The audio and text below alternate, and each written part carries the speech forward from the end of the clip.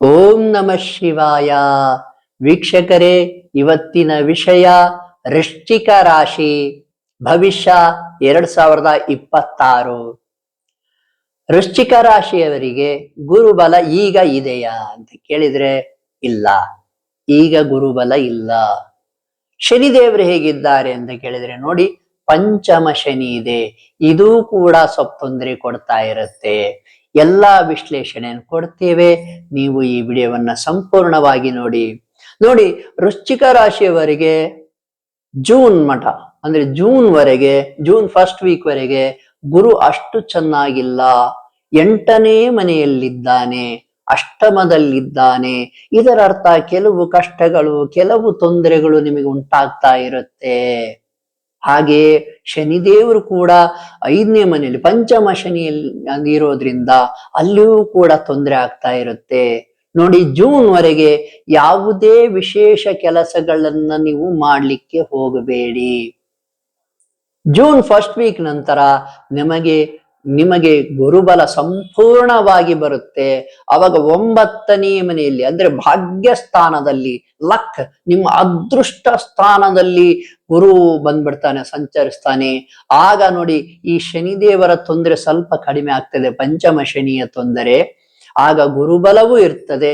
June ನಂತರ ನೀವೇನಾದ್ರೂ ವಿಶೇಷ ಕಾರ್ಯಕ್ರಮವನ್ನು ಹಮ್ಮಿಕೊಂಡ್ರೆ ಅವಾಗ ಹಮ್ಮಿಕೊಳ್ಬಹುದು.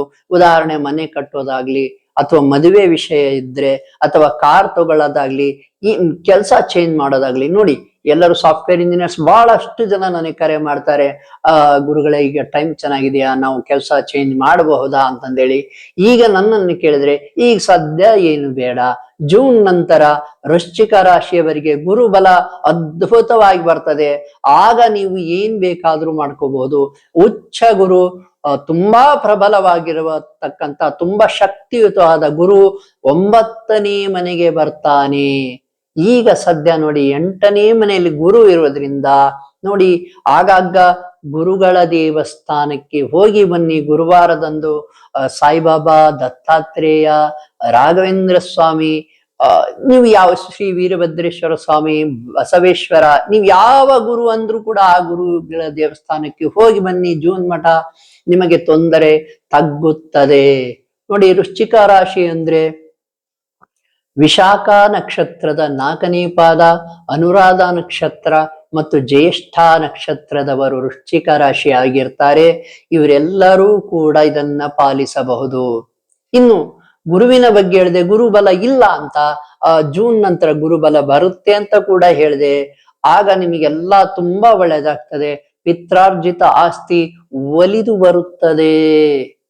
ನಿಮ್ಮ ತಂದೆಗೂ ಕೂಡ ಒಳ್ಳೇದಾಗುವ ಸಮಯ, ನಿಮಗೂ ಕೂಡ ಸಕ್ಸಸ್ ಬರುವ ಸಮಯ. ಈಗ ತೊಂದರೆಯಲ್ಲಿರ್ತೀರಾ, ಏನು ಪಂಚಮ ಶನಿ ನೋಡಿ, ಮಾರ್ಚ್ 29ಕ್ಕೆ ಪಂಚಮ ಶನಿ ನಿಮಗೆ ಆರಂಭವಾಯಿತು. ಹಾಗೆಯೇ ಗುರು ಕೂಡ ಈಗ 8ನೇ ಮನೆಗೆ ಬಂದಿರೋದ್ರಿಂದ ತೊಂದರೆ ಇರ್ತಾ ಇದೆ. ಯಾವುದೇ ಯೋಚನೆ ಮಾಡ್ಲಿಕ್ಕೆ ಹೋಗ್ಬೇಡಿ. ಇದು ಜೂನ್ ನಂತರ ಸ್ವಲ್ಪ ಬದಲಾವಣೆ ಆಗ್ತದೆ, ಬೆಟರ್ ಆಗ್ತದೆ. ಇನ್ನು ಪಂಚಮ ಶನಿ ಏನ್ ಮಾಡ್ತದಪ್ಪ ಅಂದ್ರೆ ಹಠ. ನಿಮ್ಮ ಮಕ್ಕಳು ಹಠ ತೋರಿಸಬಹುದು. ಹಿಂದೆ ಜನ್ಮದಲ್ಲಿ ಏನಾದ್ರೂ ಅಥವಾ ಈ ಜನ್ಮದಲ್ಲಿ ಏನಾದ್ರೂ ಕರ್ಮ ಮಾಡಿದ್ರೆ ಅದಕ್ಕೆ ಶಿಕ್ಷೆ, ಒಳ್ಳೆ ಕೆಲಸ ಮಾಡಿದ್ರೆ ಅದಕ್ಕೆ ರಕ್ಷೆ ಕೂಡ ಸಿಗ್ತದೆ.